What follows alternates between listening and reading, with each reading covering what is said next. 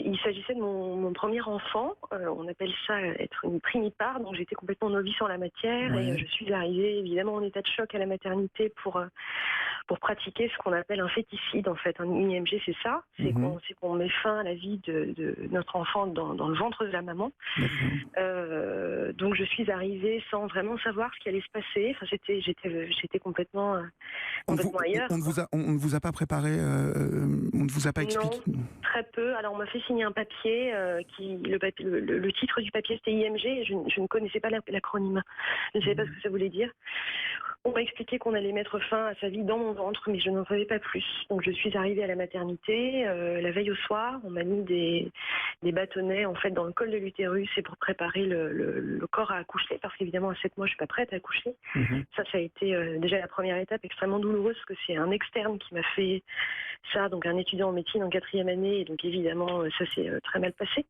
Et voilà, le lendemain matin, j'ai été amenée dans une salle stérile, et on m'a allongée sur une table, et j'ai compris qu'on allait piquer mon ventre comme ça, vous voyez. Enfin, je sors de ma chambre et on va piquer mon ventre pour tuer mon enfant.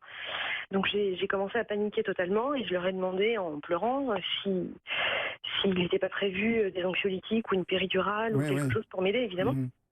Et alors on m'a répondu, enfin l'anesthésiste m'a répondu textuellement: mais écoutez, non, ma bonne dame, vous avez un enfant dans le ventre. Qu'est-ce qui vous a, le plus, blessé, choqué, de ces violences obstétricales? Ce qui m'a le plus blessée et choquée, mis à part bien sûr l'interruption médicale de grossesse Bien et la mort évidemment, de ma oui. petite fille, Mmh. c'est l'absence de prise en compte de l'immense souffrance de la mère à ce moment-là. C'est-à-dire que moi, j'ai vraiment été traitée comme on traite une appendicite, Ouais. alors que mon enfant allait mourir et que j'étais actrice dans la mort de mon enfant, ce qui est quand même pas négligeable du tout, Du et tout. qu'ensuite j'allais accoucher quelques heures, enfin en l'occurrence moi ça a duré 15 heures, j'allais accoucher 15 heures après de mon enfant qui était mort. Ouais. Et il y a eu une absence totale de prise en compte de la douleur morale, et une absence totale, dans mon cas aussi, de prise en compte de la douleur physique. C'est-à-dire que la péridurale m'a été refusée parce qu'on m'a dit qu'il fallait quand même bien que je comprenne ce qui était en train de se passer.